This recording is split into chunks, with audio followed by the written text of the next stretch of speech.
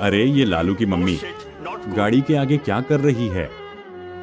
अरे लालू की मम्मी ने इसका बुरा हाल कर दिया और गाड़ी भी ले जा रही है।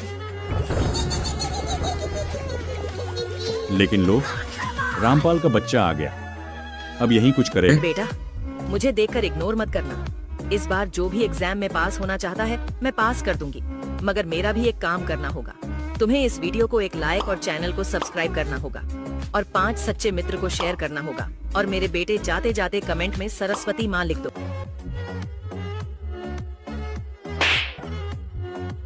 अरे इसने तो इसकी चटनी बना दी।